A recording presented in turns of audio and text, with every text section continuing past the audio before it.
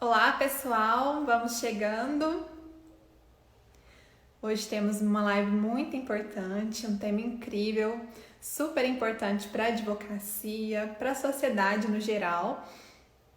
E vamos lá, vamos esperar o pessoal entrar. Oi, Rodrigo, oi, Bruno, sejam bem-vindos.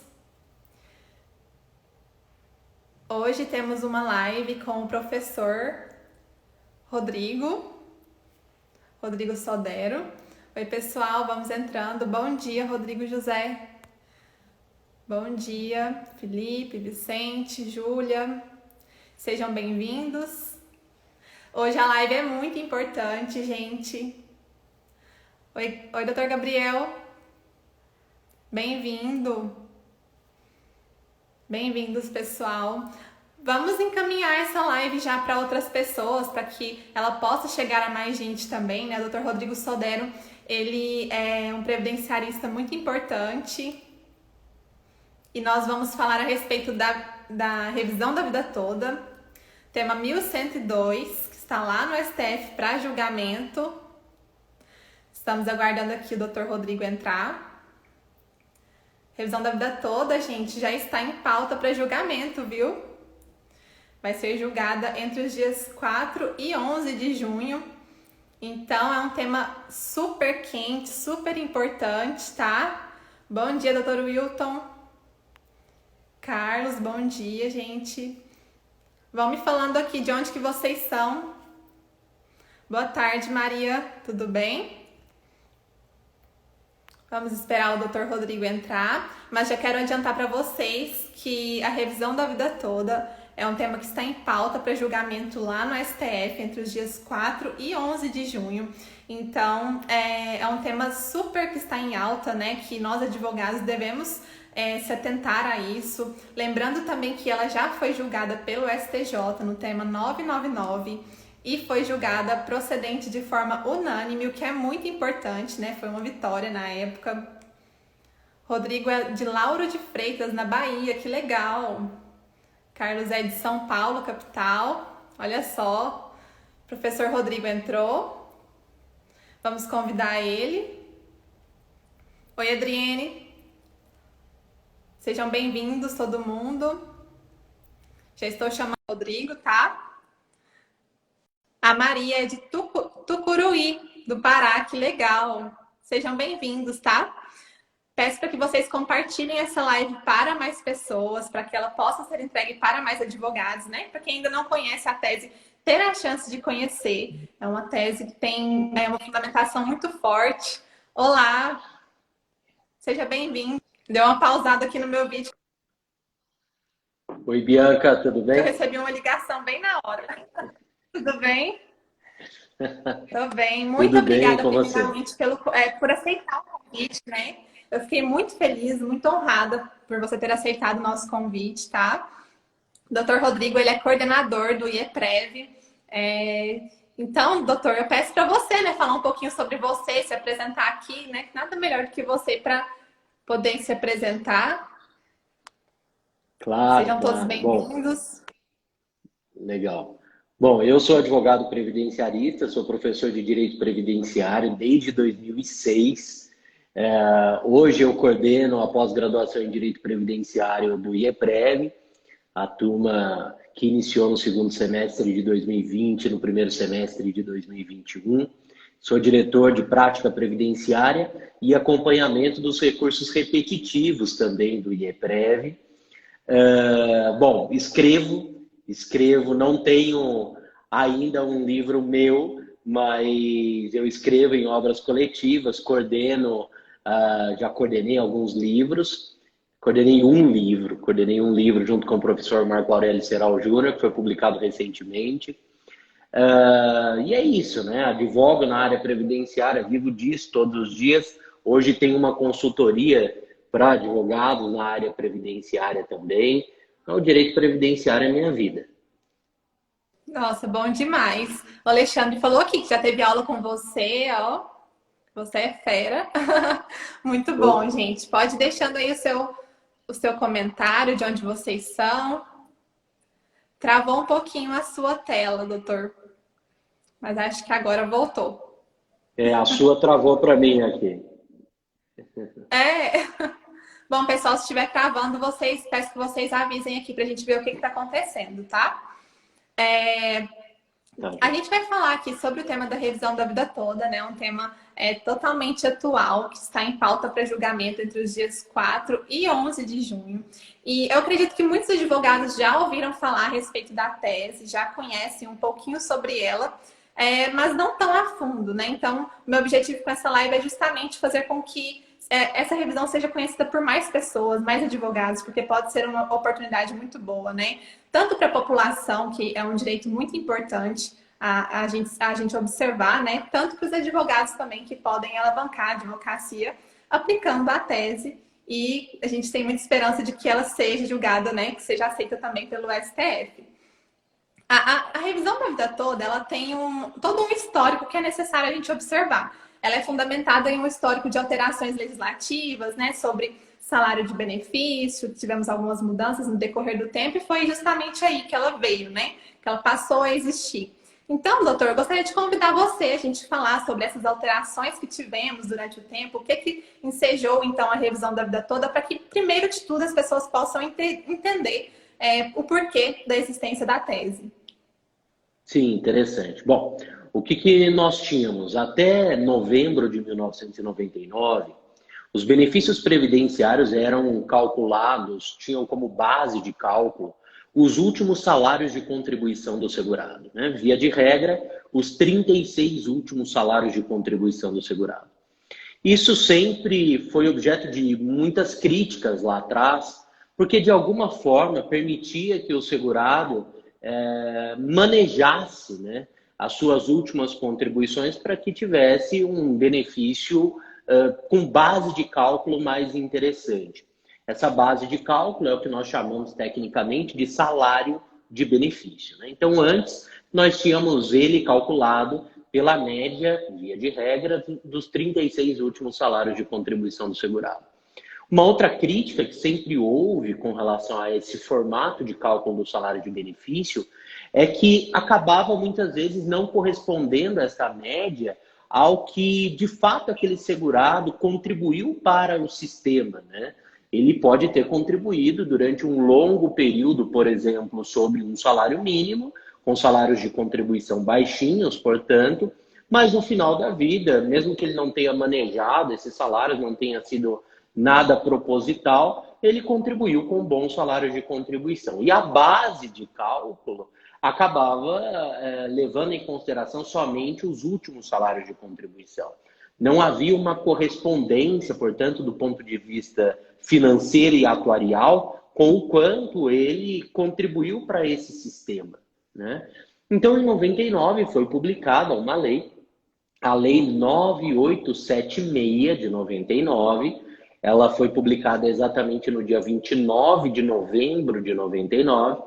E essa lei, dentre outras novidades, como o fator previdenciário, por exemplo, alterou aqui a média, né, o formato da média dos salários de contribuição, que nós chamamos de salário de benefício, né? Aliás, tecnicamente, o fator previdenciário, quando aplicável, né, ele está inserido dentro desse conceito de salário de benefício. O salário de benefício, quando o fator é aplicado, ele vira a média vezes o fator. Ele é a média vezes o fator. Bom, mas o que importa aqui é a média, né? Então vem a lei 9876 de 99, altera a lei 8.213 de 91, o artigo 29, que passa a dizer, olha, o salário de benefício consiste na média aritmética simples, geralmente, dos 80% maiores salários de contribuição do segurado durante a sua vida laborativa, a sua vida contributiva. Então, média aritmética simples, geralmente, dos 80% maiores salários de contribuição da vida contributiva do segurado. Veja que isso dá uma ideia de mais razoabilidade, né? Do que nós tínhamos antes, somente levando em conta, era assim, a média, os 36 últimos salários de contribuição, via de regra. Agora não. Agora a gente tem uma correspondência maior com o que de fato aquela pessoa contribuiu ao longo da sua vida laborativa, né? Da sua vida contributiva. Tivemos um alongamento aí, né, no período básico de cálculo. Sim, sim. E aí, essa lei, no seu artigo 3º, a Lei 9876 de 99, uma escadinha, hein? 9876. A Lei 9876 de 99, no artigo 3º, ela traz para a gente uma regra de transição. Uma regra aplicável àquelas pessoas que já tinham contribuições, já tinham salários de contribuição antes de 29 de novembro de 99. A lei diz, olha, para vocês que já estavam no sistema, nós não vamos fazer o cálculo levando em conta os salários de contribuição da sua vida inteira, da sua vida toda. Mas sim vamos levar em conta os salários de contribuição existentes a partir de julho de 1994. Então, aqueles anteriores a julho de 94, a gente deixa para lá. Vamos considerar os 80% maiores salários de contribuição neste período de julho de 1994 em diante. Bom, qual era a ideia? Em princípio, né? A ideia é favorecer, né? A ideia é regra de transição, Bianca, é regra de meio termo, né? É regra nem tão boa quanto a anterior, nem tão ruim quanto a nova. Então, a ideia era, para você que está no sistema, vamos trazer uma regra que mais branda do que a nova, né? Então, você não vai ter o cálculo feito com base nos seus últimos salários de contribuição somente, mas você também não terá considerado todo o seu período básico de cálculo. Toda a sua vida contributiva no seu período básico de cálculo. Sim. Então, é feito esse recorte, julho de 94 em diante. Julho de 94, o que aconteceu nessa data, né, de importante? Nós tivemos a implantação do Plano Real. Você já era nascida em julho de 94, não? Não, eu Não, nasci tá em vendo? 96. Aí, tá vendo? Você não viveu essa época, eu já vivi essa época, eu era criança. Pois é. Mas eu vivi essa época, eu nasci em 83. Bom, Aham. e aí eu peguei ainda o dinheiro, os cruzeiros, né? Pois Cruzeiros é. novos e tal. Bom, aí nessa época surge o Plano Real, né? Aham. E passa a ter, a partir de então, uma maior estabilidade da moeda. Muito embora você não fosse nascida nessa época, eu tenho certeza que você já ouviu falar da hiperinflação que nós tínhamos nesse período, né? Na Sim. década de 80, início da década de 90. Então, a partir do Plano Real, a gente tem uma estabilidade econômica. Então, a ideia é, vamos considerar, então, a partir de julho de 94, assim a gente auxilia os segurados, né? Traz uma regra mais branda do que a nova, tem essa questão da estabilidade econômica, inflacionária, a partir de julho de 94, não precisa fazer conversão de moeda, então as pessoas não vão se perder aí na hora do cálculo, de enxergar o cálculo do benefício, e segue o jogo. Afinal, né, Bianca, como funciona normalmente a vida do trabalhador, né? Nem sempre é assim, mas normalmente. O trabalhador começa ganhando menos e aí, ao longo da vida, ele vai galgando posições profissionais, né? Vai ganhando seu espaço e tal, vai melhorando. E aí os salários de Aham. contribuição vão aumentando junto, né? Com a sua evolução profissional. Então, quando eu deixo para trás salários de contribuição do início da vida contributiva do segurado, via de regra, eu estou auxiliando essa pessoa, estou ajudando essa pessoa. Vamos Beneficiando, deixar, né? beneficiando. Vamos deixar para Aham. trás esses primeiros salários de contribuição. Então, Isso. essa regra de transição do artigo 3º da Lei 9876 de 99, 29 de novembro de 99, é uma regra que veio para beneficiar as pessoas, abrandar, né, a nova legislação, os termos da nova legislação. Nós Ela temos veio para bons... abraçar essas pessoas, né, que tinham expectativa de direito e de repente se viram prejudicados com a nova norma. Então, a regra de transição veio justamente para abraçar essas pessoas que já contribuíam antes de 99, né? Exatamente, uma regra de meio termo. Quando a gente estuda a regra de transição na legislação, né, chama muita atenção o direito previdenciário, sempre chamou, no mundo todo.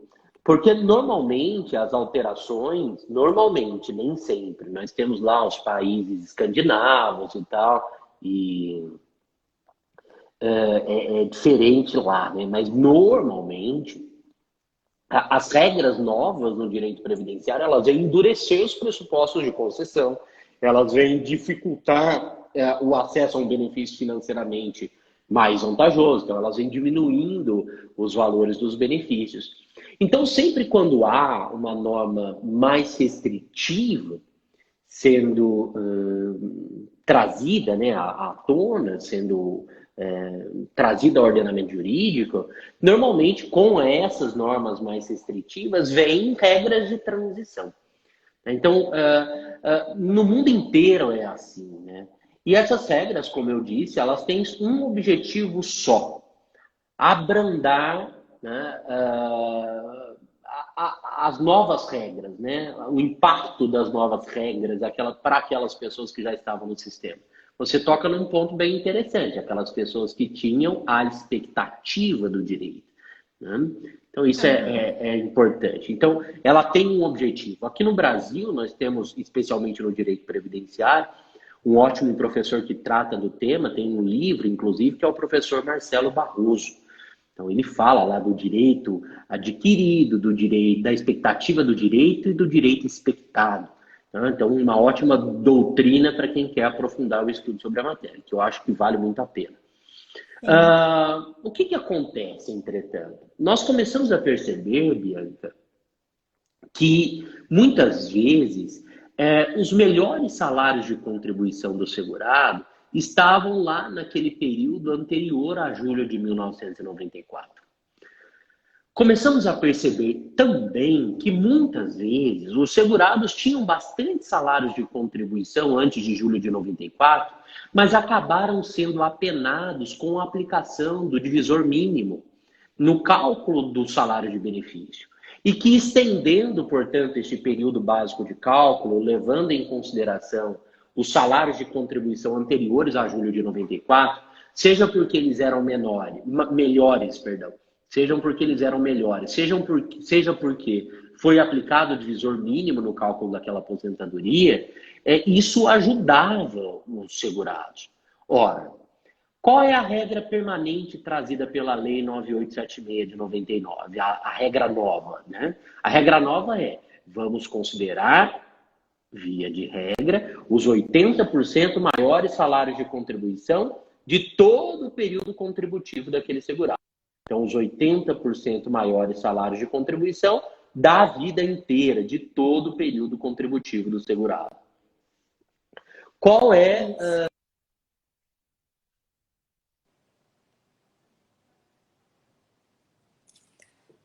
Travou aqui para mim?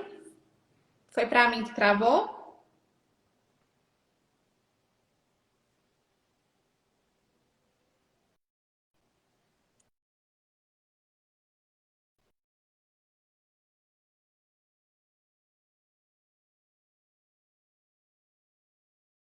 Aqui, será que foi para mim? Travou foi para mim, gente? Eu fiquei na dúvida.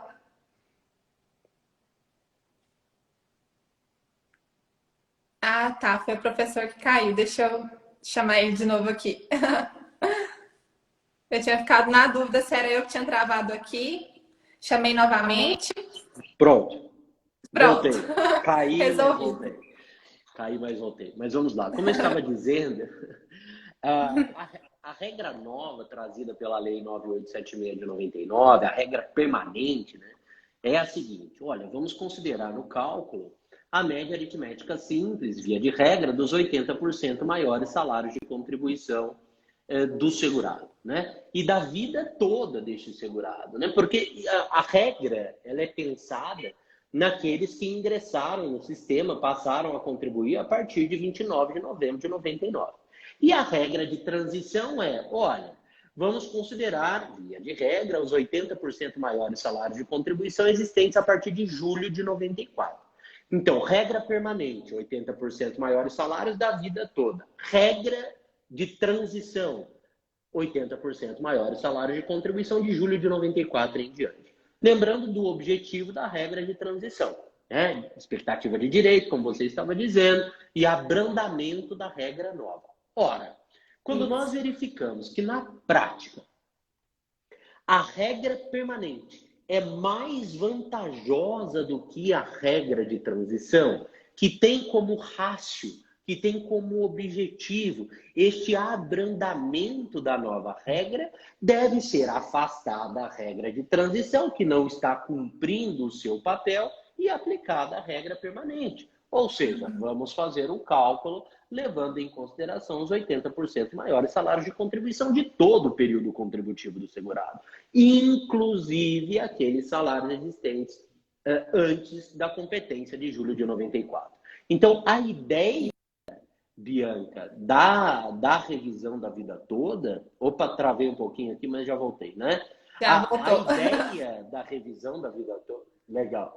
A ideia da revisão da vida toda é simplesmente o afastamento da regra de transição do artigo 3º da Lei 9876 de 99, quando ela não cumpre a sua finalidade, quando ela não cumpre o seu papel, né, de trazer uma regra mais branda, uma regra mais vantajosa do que a regra permanente para aqueles que já estavam no sistema.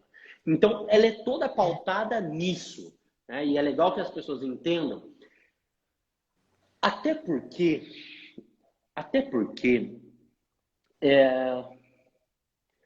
nós tivemos recentemente a publicação da Emenda Constitucional 103 de 2019. E a emenda, no artigo 26, ela traz para a gente uma nova regra de cálculo, né? Um novo salário de benefício. Até que lei discipline a matéria, não é isso? Até que lei discipline a matéria, como é que será calculado o benefício no regime geral, aquele que tem como base o salário de benefício? Média aritmética simples de todos, 100% do salário de contribuição de todo o período contributivo, né, existente a partir de julho de 1994. Com aquela regra de descarte, é verdade, lá do parágrafo 6º do 26, que gera toda aquela discussão da contribuição única e tal... nem é uma discussão, é toda aquela tese da contribuição única e tudo mais. Não há discussão hoje sobre isso. Mas veja, essa regra, Bianca, é uma regra permanente. A regra que vem no 26 agora é uma regra permanente.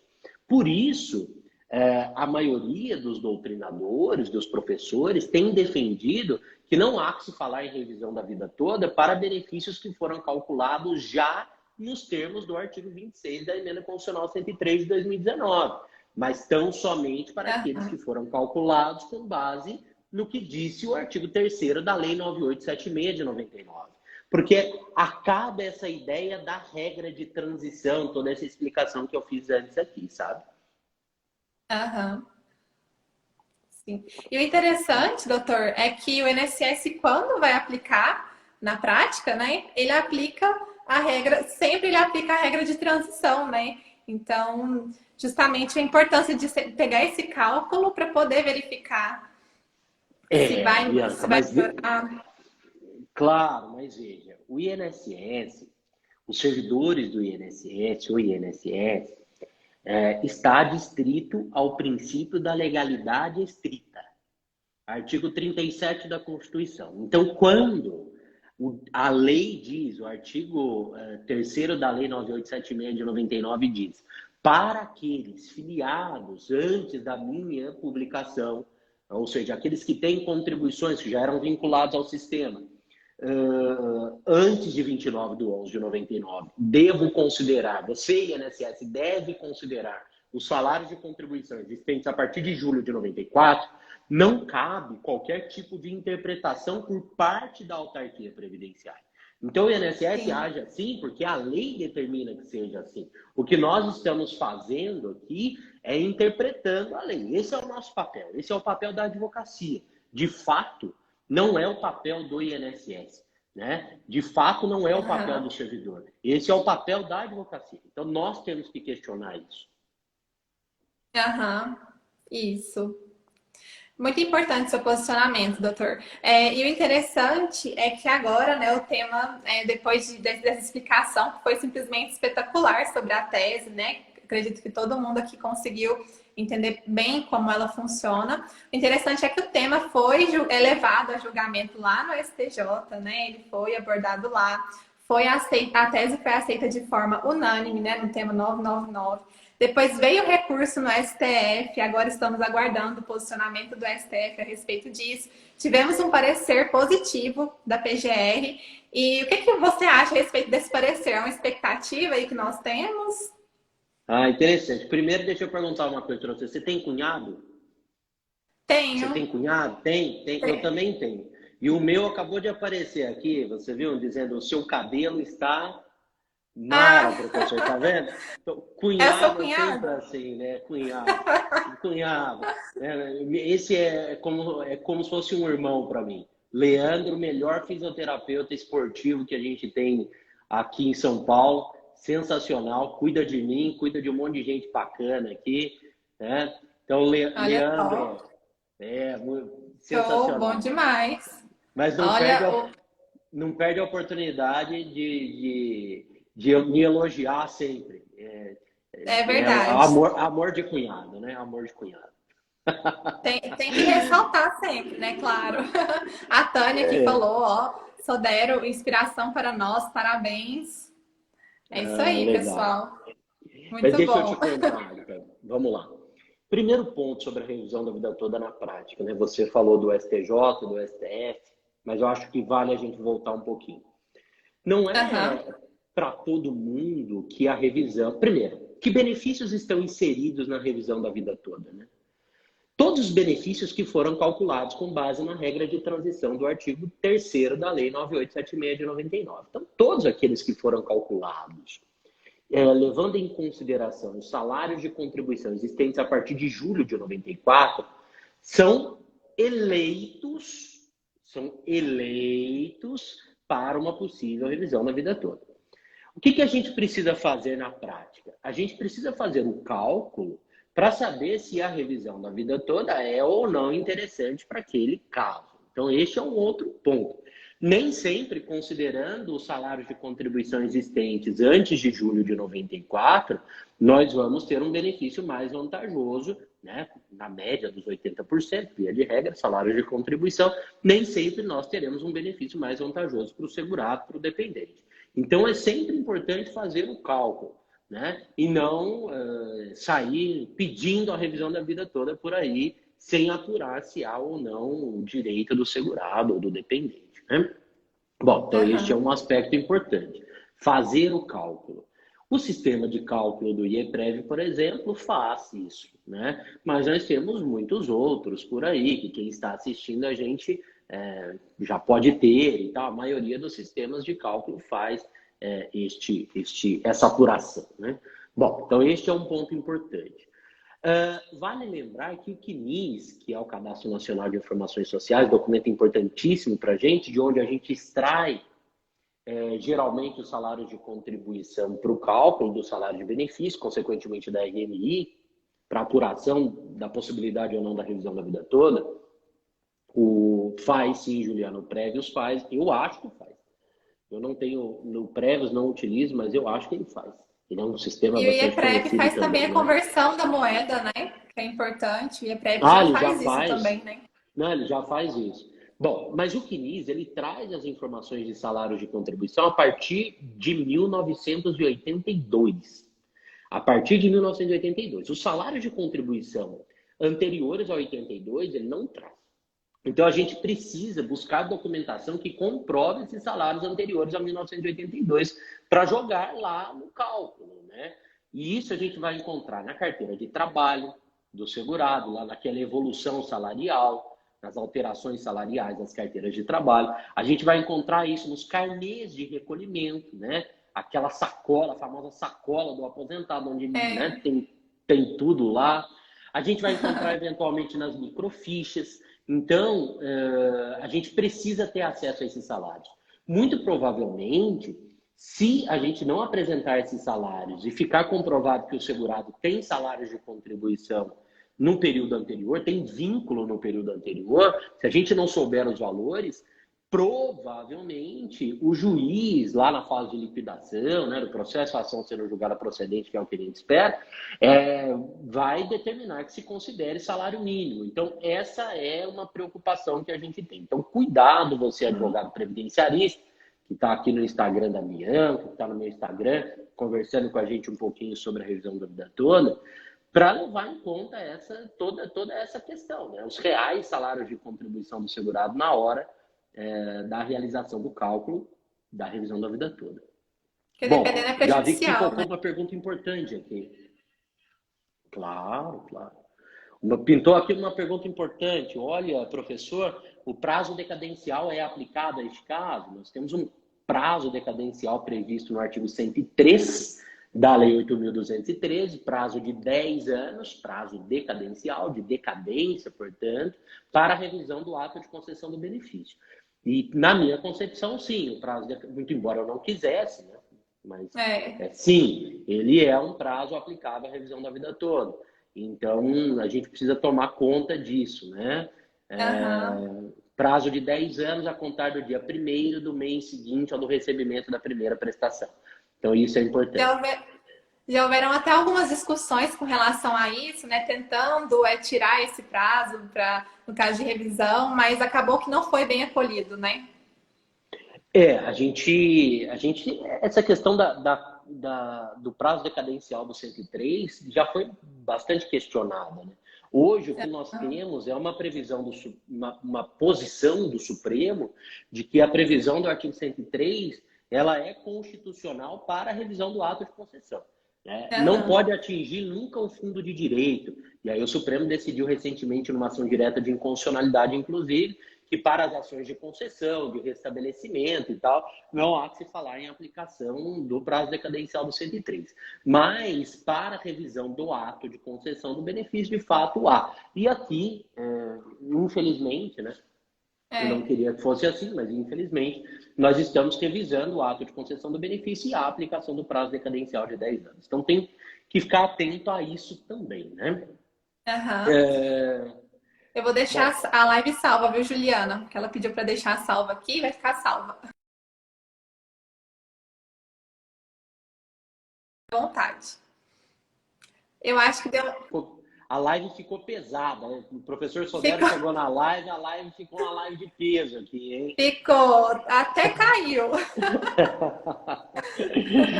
Bom demais. Mas é importante levar em conta tudo isso. Nós começamos a judicializar, nós sempre acreditamos na tese. Meu pai fala muito isso. Olha, advogado trabalha com as teses, né? O que a gente precisa ser é honesto com um cliente para dizer, olha, essa tese hoje não tem uma boa aceitação jurisprudencial, ou ainda não tem uma aceitação jurisprudencial significativa, a gente não tem uma posição nos tribunais superiores a respeito. O professor Fred aqui também, um abraço. Mas a gente precisa trabalhar, Bianca. Não existe na nossa advocacia aqui, e eu falo com muita tranquilidade, porque a gente tem um escritório aqui com mais de 30 anos, né? Que trabalha com direito social. A gente não fica esperando o posicionamento dos tribunais superiores sobre as matérias. A gente muitas vezes cria as teses, a gente leva as teses para serem discutidas no Poder Judiciário, quando muitas vezes nunca ninguém levou. Nosso trabalho é um trabalho de meio, não é um trabalho de fim. Né? Então, eu recebo muitas perguntas dos advogados. Eu espero o Supremo falar sobre isso, eu espero o STJ falar sobre isso. Meu Deus, quando você espera, você sobrevive do quê? E quando você espera, que satisfação profissional você tem na sua vida? Né? Então, você tem que criar. A advocacia é isso. Né? Quem pede é o advogado. Né? Então, leve isso como lição. Eu sou mais velho que você, posso dizer. Leve isso como lição para a sua advocacia. Né? Com certeza. Tem que ser assim. Nunca espere. A gente tem que ser ousado, né? Claro. Esse é o papel da advocacia.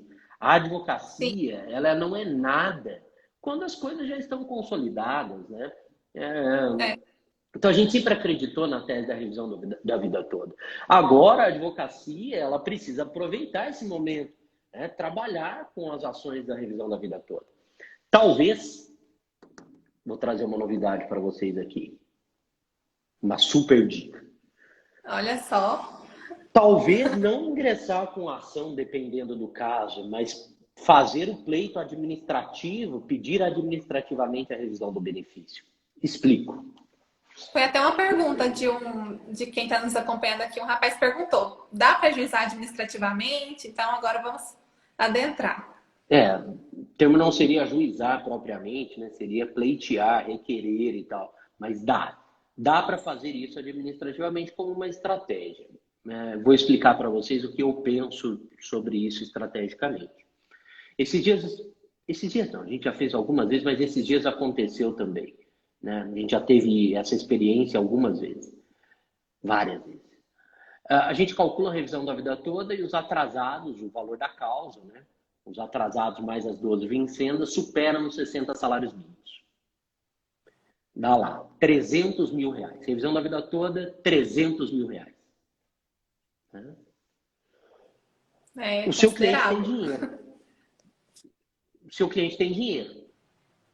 No processo, o juiz tem acesso ao CNIS, então ele sabe quanto seu cliente está ganhando e tudo mais. Né?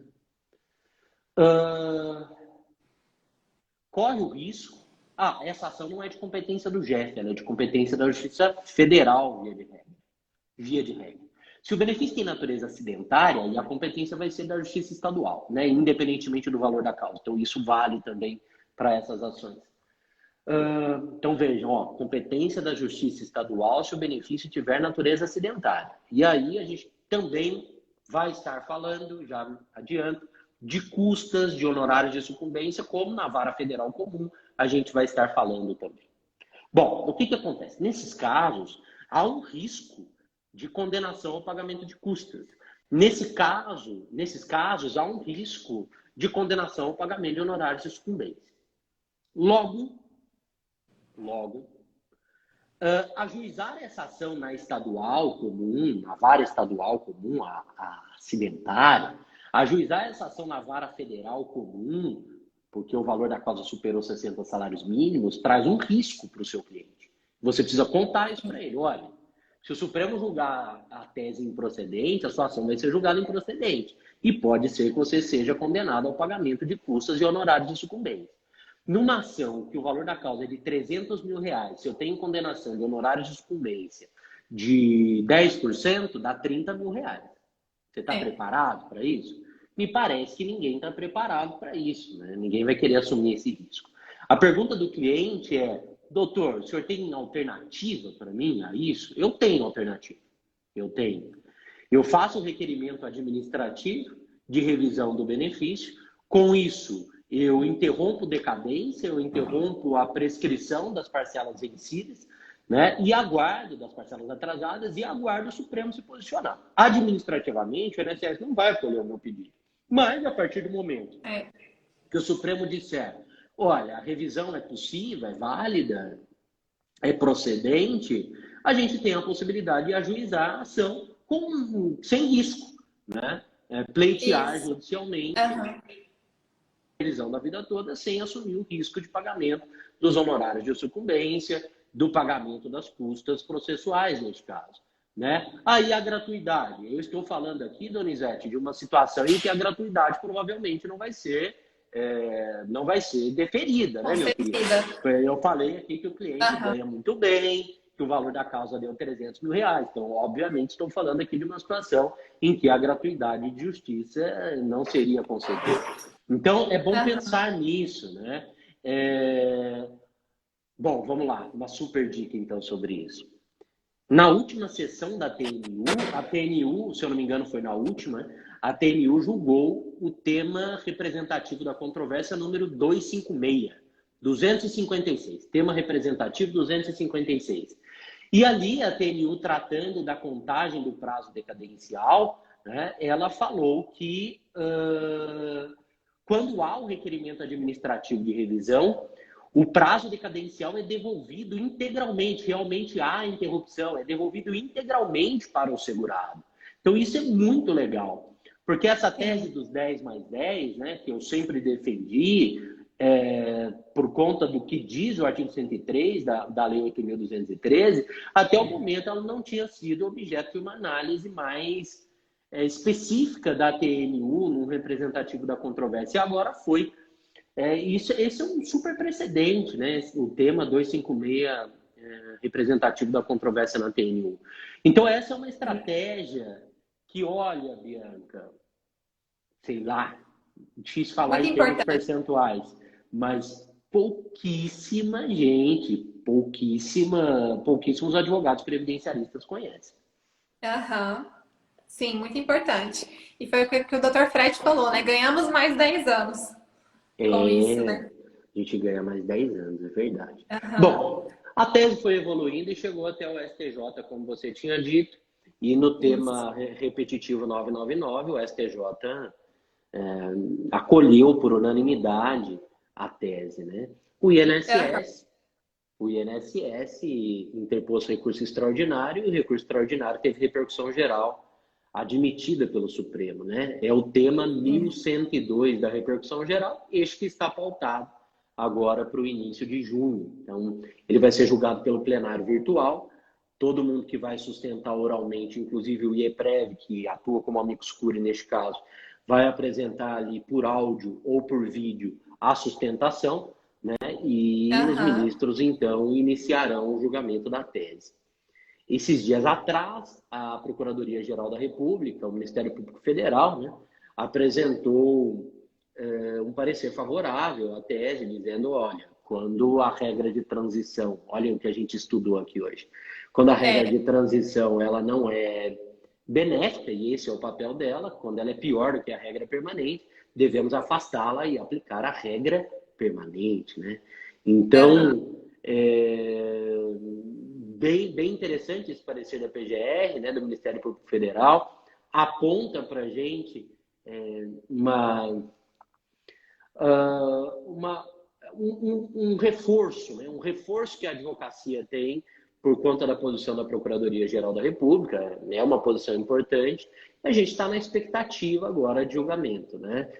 Continuamos ajuizando as ações, fazendo os requerimentos administrativos de revisão, quando é o caso de fazer os requerimentos administrativos de revisão, e seguimos em Aham. frente, né? As expectativas, na minha visão, são as melhores, porque não vejo lógica, né? Não vejo lógica numa regra de transição quando não é mais benéfica aos segurados, ser mantida simplesmente por conta de uma previsão legal nesse sentido, né? Deve ser interpretada a Sim. legislação.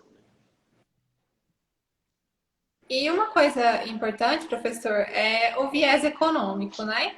É, o que, que você pensa a respeito desse viés econômico? O INSS sempre, quando vai argumentar no sentido contra a tese, né, ele traz, é claro, o viés econômico, que vai ter um impacto econômico muito grande, mas realmente o doutor acha que isso pode acontecer ou se, na verdade, pode trazer, na verdade, um impacto positivo mesmo para a economia do país? Qual que é É, o seu posicionamento? impacto econômico, todas as teses que chegam até o Supremo, elas têm impacto econômico. É legal lembrar que o INSS é o maior réu do Brasil, né? Então ele não é santo, né? É, Senão não seria o maior réu do Brasil. Então, ele erra é muito, ele verdade. erra muito. Por isso a Sim. advocacia previdenciária, ela é sim um grande filão, né? O INSS erra demais. Impacto econômico, tudo que envolve o INSS, esses erros macro do INSS tem impacto econômico. Quando a gente fala em repercussão geral, é verdade também que é um requisito de admissibilidade do extraordinário, né?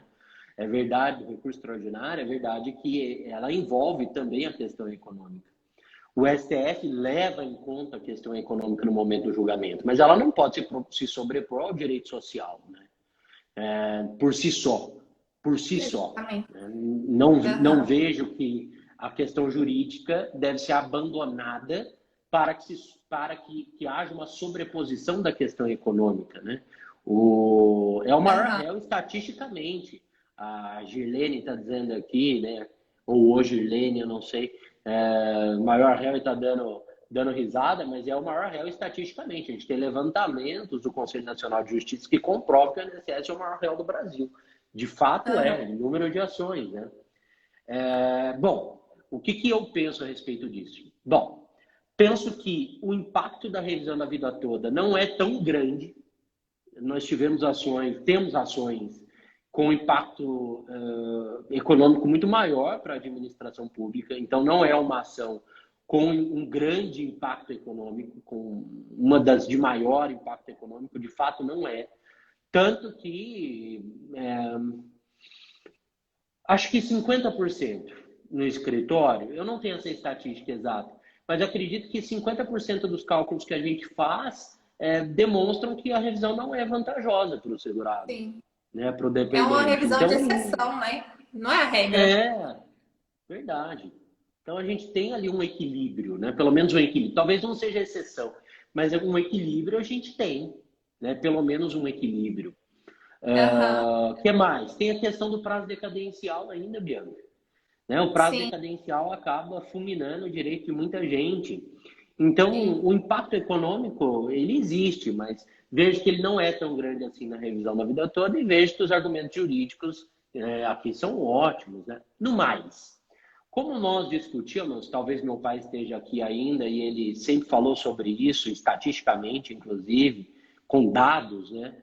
E eu acho muito importante, como nós discutimos lá na época da reforma da Previdência, da Emenda Constitucional 103, a época da PEC número 6, ainda de 2019, colocar, colocar dinheiro do ponto de vista previdenciário na economia, né, do direito previdenciário na economia, no caso, aumentando o valor do benefício previdenciário, né, e pagando esses atrasados, na verdade não é algo ruim, né, é algo que, no fim das contas, gera uma movimentação da economia gigantesca. Opa, tá cortando aqui. Sim. Vamos lá, vamos ver se eu Voltou? voltei. Eu tô ouvindo o seu áudio normalmente, mas o vídeo travou. Acho que agora deu uma caidinha. Vamos ver. Será que caiu novamente? Vamos ver o que está acontecendo. Eu não consigo ver os comentários aqui também, travou para mim. Deixa eu dar uma olhadinha. O pessoal pode ir comentando aí para ajudar a gente, para ver quem que travou, se fui eu. Vamos ver, eu acho que ele caiu. Aguardar ele voltar para a gente continuar.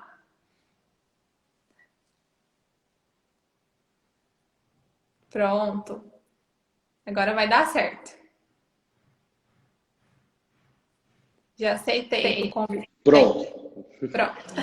Caí de novo aqui. Tá oscilando o Ah, Wi-Fi, eu coloquei no 4G, acho que agora vai. certo. Mas então, como eu estava dizendo, né? Quando a gente tem a concessão de mais concessão de benefícios previdenciários, quando a gente tem, neste caso, o reconhecimento do direito, a revisão de muitos benefícios previdenciários, né? De uma grande gama de benefícios previdenciários. Isso, na verdade, e essas pessoas ganham dinheiro por conta disso, né? Isso movimenta a economia, né? Isso Sim, movimenta o mercadinho, isso movimenta o supermercado, isso movimenta a farmácia, isso movimenta a padaria, isso movimenta a marcenaria, isso movimenta a loja de construção, isso movimenta a economia como um todo, né? Então, eu não vejo só essa questão financeira, do impacto financeiro para a administração pública do Estado, né? Como algo negativo. Mesmo quando há um impacto significativo do ponto de vista dos gastos, isso acaba voltando de uma forma muito positiva para a economia, né? Movimentando a economia, né? sim. Então, eu Até mesmo em forma de enxergo, impostos, né? claro, Então, eu enxergo sob esse prisma. sim. É, então, pessoal, se vocês tiverem alguma dúvida, pode mandar aqui, tá bom? O Alberto falou que são as forças ocultas do INSS agindo, viu? Por isso que você caiu. Também acho. Porque é muita informação, viu? Bom Legal, demais. legal. Doutor, você teria mais alguma coisa a acrescentar para a gente com relação à tese? Ó, eu acho que os cuidados, né? Eu acho que fica aqui um último recado dos cuidados. Sempre faça os cálculos antes de ingressar com a ação. Se você tiver dúvidas mesmo assim, no seu pedido, deixe claro que deve prevalecer o melhor benefício, caso eventualmente a ação seja julgada procedente e seja apurado um benefício de menor valor na fase de execução. Então, faça um pedido nesse sentido, que deve prevalecer o melhor benefício, né? Sim. Façam um cálculo levando em conta sempre os salários de contribuição existentes no CNIS a partir de 82, mas também busquem os salários de contribuição anteriores a 82 na carteira de trabalho, nas microfichas, nos carnês de recolhimento, né? Então façam isso, né? Me desculpe, tem alguém atrasado aqui, né? Quem tem direito a essa revisão da vida toda? A gente falou sobre reassista a live. Eu acredito vou que a deixar Bianca ela vai salva, passar. gente. Reassista a live. E é interessante que você falou a respeito do melhor benefício, e a revisão da vida toda também é justamente sobre isso, né? Ela busca o melhor benefício que o segurado teria direito naquele momento, né? Naquele período em que ele fez o requerimento da aposentadoria. Exatamente, né? Alguém está perguntando aqui se eu acho que pode ter modulação. Olha, sempre pode haver modulação dos efeitos da decisão pelo Supremo. A gente tem visto isso acontecer nos tribunais superiores, no Supremo, no STJ, né? Vira e mexe acontece. Então, eu não arrisco, sabe? Eu vou ingressar com todas as ações que os clientes me procuraram antes do início do julgamento da tese.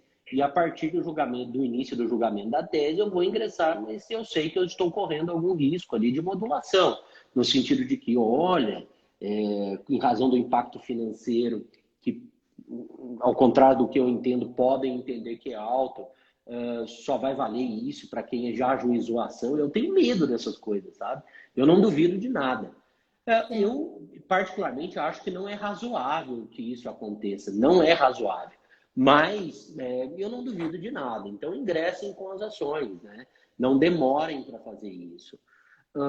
Com relação a honorários, cobrem para entrar, abatam esses valores dos atrasados, caso isso eventualmente extrapole o que caso você cobre e tenha também uns 30%, dependendo de cada lugar, né? Goiás, por exemplo, 50%, mas caso eventualmente a cobrança desses valores iniciais faça com que você extrapole o que a tabela de honorários do seu estado diz que você pode cobrar, tenha uma previsão no seu contrato de que você vai abater no caso de recebimento de atrasados, né? Mas pelo menos você garante o pagamento pelo seu trabalho aqui, a confecção dos cálculos, pagamento da petição inicial, né? Do requerimento, da formulação da petição inicial. Né? Cobra pelo cálculo. Cobra pelo cálculo, né? Aqui a gente cobra pelo cálculo. E aí, no caso de ajuizamento da ação, no caso de cálculo procedente, a gente também cobra para entrar com a ação. A gente abate o valor do cálculo e cobra para entrar com a ação. E no nosso caso, quando a gente acha, pode extrapolar aqui o que a tabela diz, quando a gente entra com as ações, né, cobrando um valor inicial, a gente sempre fala, lá na frente a gente abate esse valor, né? Bom, o que a Gisele está dizendo aqui? O pedido de revisão no ADM assegura a questão da modulação dos efeitos caso haja? Eu entendo que sim, Gisele, porque aí deve abarcar aqueles que já requereram a revisão, né? Ajuizar a ação já requereram a revisão. Né? Eu penso que sim. Mas olha, a gente nunca sabe o que o Supremo vai decidir, né? A gente está aqui trabalhando com possibilidades, com hipóteses, né? Sim. O que mais? Valor da causa. Né? Precisa fazer um cálculo, inclusive, para que a gente enxergue como vai ser o valor da causa. E valor da causa, quando a gente fala de competência da Justiça Federal para julgamento da ação, ela define, inclusive, o Márcio Hartz aqui, meu querido amigo. Pô, saudade de você, cara. Espero que esteja tudo bem por aí no Sul. Professor de Direito Previdenciário, um querido também. Cara que sempre pensa para frente. Cara que pensa para frente, sabe? Gosto muito do Márcio. Cara, a gente sempre conversa e tem boas conversas sobre teses e entendimentos novos e tal. Um cara muito bacana. Eu já vou seguir ele aqui acompanhando também. Siga, vale um convite, viu, para uma live aqui. Se eu pudesse Sim, com indicar certeza. aí, ó, um bom cara para fazer uma live com você, um Com cara certeza. Espero que que ele pensa para aceite então, frente. porque já está convidado. Tenho certeza que sim, cara super humilde, bacana pra caramba. Era procurador, aí largou o cargo e veio advogar, veio pro lado de cá, tá vendo? Ah, legal. Cara muito Muito bacana. bom. É, Ó, Márcio, e obrigada, hein? Combinado. Eu vou te chamar aí pra gente marcar então. Bom demais. tá aí, né? Tá aí. Aí, acerta com o Rodrigo depois. Ah, então faça um cálculo para, inclusive, verificar essa questão da competência, né? Se o valor da causa de até 60 salários mínimos, competência do GEF, valor da causa superior a 60 salários mínimos, competência da federal comum. Lembrando que no caso de benefícios de natureza acidentária, mesmo a ação revisional, ela deve ser processada, ajuizada, né? Processada e julgada pela Justiça Estadual, tá? Então, estamos lá no artigo 109. Ó, a professora Maria Helena Pinheiro Renck aqui também. Ó, temos um monte de professores aqui, viu, Sejam bem-vindos. Bianca? Que honra. Fico Professora muito feliz queridíssima mesmo. também. Que honra. Inteligentíssima. Inteligentíssima, professora Maria Helena. Olha, pessoal de peso aqui, viu? Essa live tá pesada, hein? Essa Tá live tá pesada. pesada. Nossa, bom demais. Eu nem sei quanto assim eu consigo agradecer, porque eu fico muito feliz mesmo, muito honrada. Legal. Muito Então importante. tomem cuidado com isso, essa questão da competência também, né? Ah, uma aposentadoria por invalidez acidentária, agora aposentadoria por incapacidade permanente, né? Um auxílio doença, auxílio por incapacidade temporária acidentário. Olha, eu estou revisando um auxílio acidente acidentário, uma pensão por morte acidentária. Tudo isso, né, essa natureza acidentária leva a competência para a justiça estadual, né? Então, Aham. prestem atenção nesses detalhes. E é isso, moçada. Do resto é trabalhar, né? Trabalhar direitinho com a tese, fazer o pedido bonitinho, né? De Isso. afastamento da regra de transição e aplicação da regra permanente do 29, da lei de benefícios, né? E apresentar o cálculo e vamos lá, né? Vamos trabalhar. Correr atrás, né? Porque se Deus quiser vai dar tudo certo lá no STF também. Tudo indica, né? Tudo, se Deus quiser vai sim dar certo. Vai E sim, vai sim. eu te agradeço muito pela participação, por aceitar o convite. Foi uma honra mesmo. A todo mundo que está aqui também, que participou. Eu Oi? posso fazer um convite para o pessoal? Pode, claro, agora. Ah, legal. Bom, primeiro, eu tenho uma consultoria para advogados na área previdenciária que tem sido o meu projeto, assim, talvez seja um dos meus grandes projetos de vida daqui para frente. Eu sempre tive muito prazer, assim, sempre fiquei muito feliz de poder ajudar os meus amigos advogados, né? Os meus alunos que são advogados. A prática sempre foi o que norteou as minhas aulas, as minhas coordenações de pós-graduação, de cursos, etc. E eu lancei este projeto este ano de consultoria para advogados na área previdenciária. Então, a gente trabalha auxiliando os advogados nos seus casos concretos. Então, confeccionando petições, fazendo análises pré-processuais, recursos administrativos, recursos judiciais, petições iniciais, cálculos previdenciários, inclusive na fase de liquidação. Então, é um projeto que tem rendido muitos frutos, graças a Deus, em todos os sentidos para a gente, mas especialmente a satisfação que eu tenho sentido de trabalhar com vocês, sabe? Hoje cedo, por exemplo, eu ligo para as pessoas, isso é muito legal, eu mando mensagem e vejo a felicidade das pessoas de poderem conversar comigo sobre os seus casos. Eu mando, às vezes é um parecer que eu faço, né? Às vezes é a própria petição. Ontem a gente fez um recurso especial aqui que ficou lindo. E aí a satisfação do consulente, ele, nossa, professor, que bacana, a gente vai fazer, se Deus quiser, vai dar certo e tal. e eu fico muito feliz, sabe? Tem sido um projeto assim do meu coração. Então eu queria convidá-los a conhecer. Eu falo sobre ele aqui no meu Instagram, eu tenho alguns posts sobre ele. Eu tenho um e-mail da consultoria, que é o consultoriarodrigosodero@gmail.com, consultoriarodrigosodero@gmail.com, anotem aí. E aí funciona assim, o advogado ele manda um breve relato do caso dele para mim, o que ele está precisando do meu auxílio. Eu tenho uma equipe que trabalha comigo. Aí a gente analisa aquele breve relato, precifica o trabalho para a pessoa, então é por ato. A gente precifica o trabalho, passa um prazo para o nosso consulente, para o nosso advogado, para o nosso aluno, nosso seguidor, para a confecção daquele parecer, daquele recurso, daquela petição inicial, etc. E aquele cálculo. E aí a gente elabora e encaminha depois para ele, solicita documentos e tal antes, né? E aí elabora e encaminha. Tem sido um projeto assim de muito sucesso, meu xodó nesse momento, né? Junto com a coordenação da pós-graduação em Direito Previdenciário do IEPREV, a turma do primeiro semestre de 2021 e do segundo semestre de 2020, são meus xodós, né? E queria convidá-los a uma hora, quando precisarem, encaminhar um e-mail para a consultoria, consultoriarodrigosodero@gmail.com, consultoriarodrigosodero@gmail.com. E tenho certeza que muita gente vai procurar, porque a competência é inquestionável, né? Então, pode procurar, pessoal. Quem me segue aqui e acompanha, eu fico muito feliz de ter dado essa oportunidade para as pessoas te conhecerem, porque eu duvido que ainda não te conheciam, né? Aqui no meu Instagram, mas eu fico muito feliz com essa oportunidade também.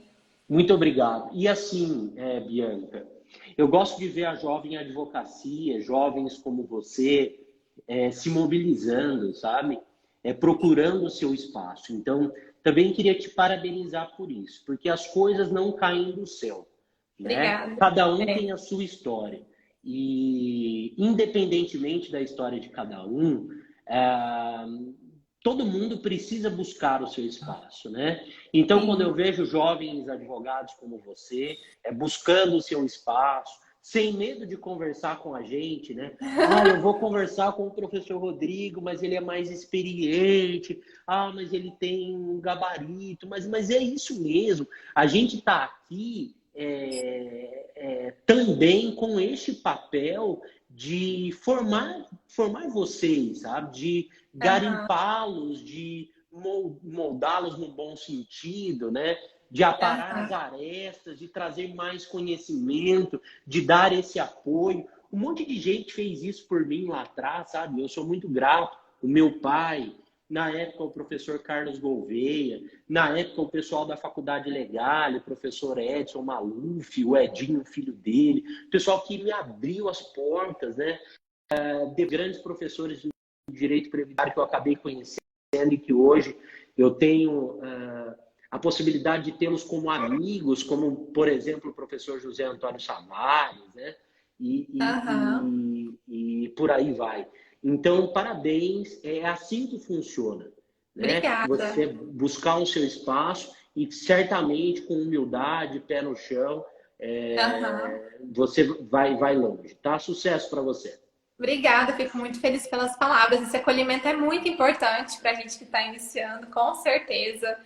E você é um espelho para a gente, sim, uma inspiração de verdade.